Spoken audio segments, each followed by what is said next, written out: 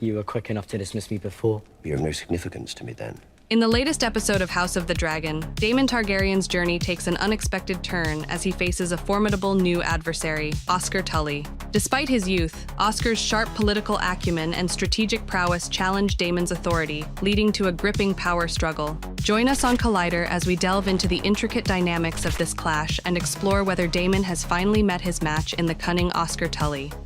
Damon Targaryen dismisses Oscar Tully early in the season, ridiculing him for his sentimentality and lack of war experience. Damon, with his harsh demeanor and disdain, labels Oscar as worthless, which undermines his goal.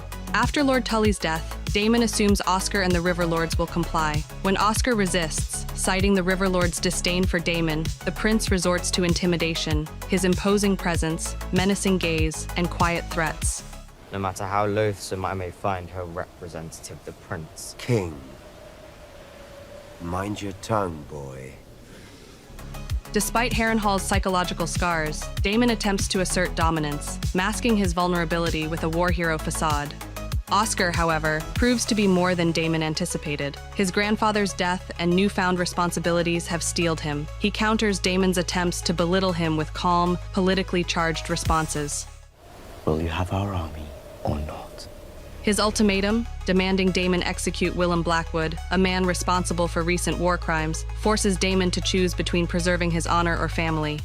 Oh dear. Damon's reluctant compliance, marked by regret and disorientation, highlights his loss of control and the futility of his ambitions.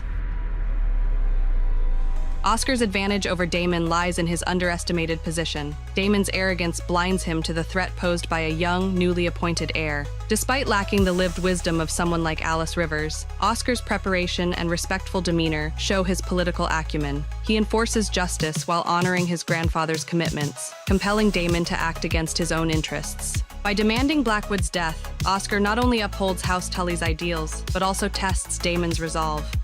Oscar's bravery, although risky, challenges Damon's impulsiveness. Just as Alice Rivers and Oscar disrupt Damon's plans, their audacity reveals Damon's vulnerabilities. Through Archie Barnes's performance and David Hancock's writing, Oscar emerges as a formidable figure, earning a place alongside other memorable characters like Lyanna Mormont. And that's a wrap on our analysis between Oscar Tully and Damon Targaryen's interactions. As the tension between them escalates, the stakes have never been higher. Will Damon's experience and ruthlessness prevail, or will Oscar's cunning and ambition tip the scales in his favor? If I am to take the throne, I must put an end to the opposition. I must take Aegon's head.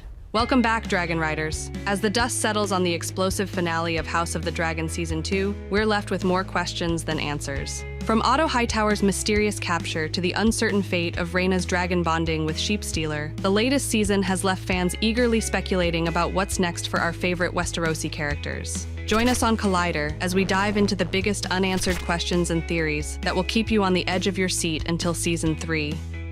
Otto Hightower has been conspicuously absent since Episode 3 of the season. After expressing frustration with his grandson King Aegon Targaryen, Otto was sent away. The king is my grandson, and my grandson is a fool. Alicent Hightower hinted at his uncharacteristic silence, and in the season finale, we briefly see him in captivity. The specifics of his confinement are unclear, but it's speculated that Larys Strong might be behind his imprisonment. The mystery of Otto's whereabouts is likely to be resolved in the next season. Rhaena Targaryen has struggled to bond with a dragon. In the finale, she finally confronts Sheepstealer, a wild and vicious dragon. While their first encounter is shown, it's uncertain whether she will successfully bond with the dragon or if tragedy awaits. Alicent and Rhaenyra's relationship has been central to the series. In the finale, Alicent agrees to help Rhaenyra take the Iron Throne, even if it means killing her son Aegon. However, with Aegon and Larys Strong fleeing King's Landing, Alicent's promise may be more difficult to keep than anticipated. Following a surprising kiss between Rhaenyra and Mysaria in Episode 6, their relationship remains unclear. The season finale shifts focus back to Rhaenyra and Daemon Targaryen, who reconcile, possibly complicating Rhaenyra's relationship with Mysaria. Mysaria's past with Daemon could add tension to their dynamic. The Battle of the Gullet has been anticipated since the Battle of Rook's Rest. Despite build-up throughout the season, it was not featured in the finale, likely saving it for the next season. And finally, Daeron Targaryen and Cregan Stark are poised to play key roles in the upcoming war, though their involvement has been teased rather than fully explored. Their actions in the next season are eagerly awaited. And that's a wrap on our deep dive into the biggest unanswered questions from House of the Dragon Season 2. As we eagerly await the next season, these lingering mysteries keep us captivated and theorizing about the fate of our favorite characters. He dares to summon me with haste. Have you ever wondered how power can change hands so quickly? Well, today on Collider, we'll see how Eamond Targaryen's control in House of the Dragon begins to crumble. Eamond Targaryen has ruled King's Landing and the Seven Kingdoms with an iron fist since his brother, King Aegon, nearly died. After incapacitating Aegon, Eamond took control using armies and dragons. Initially, his strategy worked, but now the situation is changing. The claiming of the dragon's sea smoke by Adam of Hull and Aegon's recovery indicate a shift in the balance of power. Have the indignities of your childhood not yet sufficiently been avenged? Eamond has always wanted to be king. From a young age, he showed royal instincts and aspirations for power. His resentment towards Aegon, exacerbated by humiliation in a brothel, led him to plan his brother's downfall. By setting Vhagar loose on Aegon and Sunfire, Eamond sought revenge and a temporary coronation. With Aegon incapacitated, Eamond ruled as regent, controlling both nobles and commoners in King's Landing. However, Eamond's power as regent was always temporary. Aegon is recovering, and with the help of Lord Larys, he is regaining his faculties. Larys has been a shrewd ally, using his influence and knowledge to strengthen Aegon. This puts Eamond in a precarious position, as his power relies on Aegon's inability to rule. With Aegon recovering, Aemond's time as regent is running out.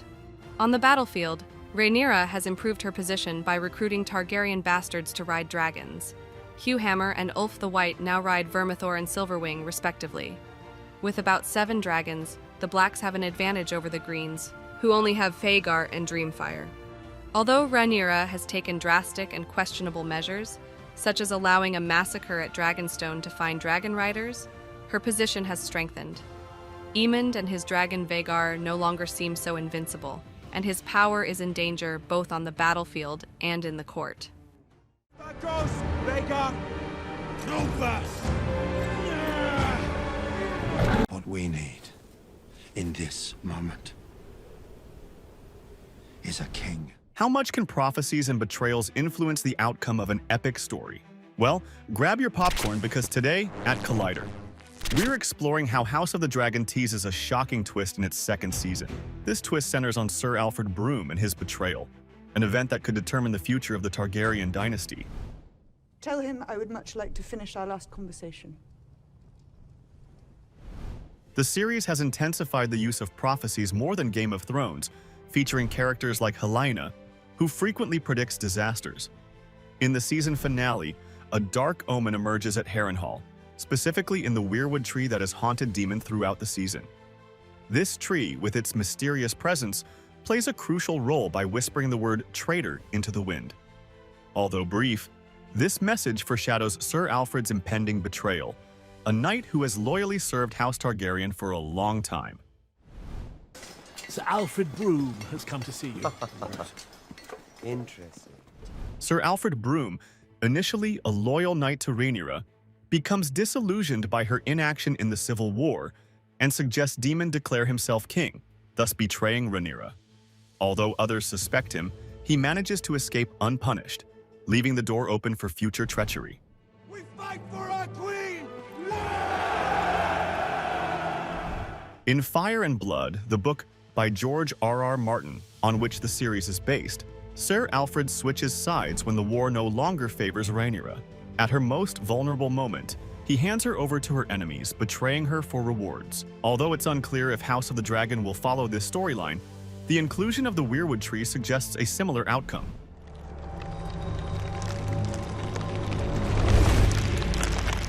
Sir Alfred's betrayal seems inevitable in the series, leaving fans wondering if Daemon should have taken more drastic action. Sister is still the queen. As you were once. And you see now what is the consequence of your weakness. We are in peril today more than yesterday. Today on Collider, we're diving into the epic conclusion of House of the Dragon Season 2. The finale, titled The Queen Who Ever Was, delivers a poignant and powerful send-off for Alicent Hightower. Join us as we explore how this episode masterfully wraps up Alicent's journey, highlighting her emotional transformation and setting the stage for the next chapter in the Targaryen saga. In House of the Dragon, Alicent Hightower's role has been pivotal from the start. Though dragons and Targaryens dominate, Alicent emerged as a crucial character, surpassing her social standing. Initially, she was Rhaenyra Targaryen's closest friend and confidant, and their contrasting personalities added depth to the story. Both women struggled against patriarchal constraints while vying for influence in a cutthroat environment. Experience is valuable, yes, but the Dowager Queen is a woman. Rhaenyra, supported by her royal lineage and King Viserys, contrasted with Alicent, who initially lacked power. However, Alicent's strategic marriage to the king, thanks to her father Otto Hightower's schemes, allowed her to make a significant impact on the Targaryen dynasty. You might wear one of your mother's dresses.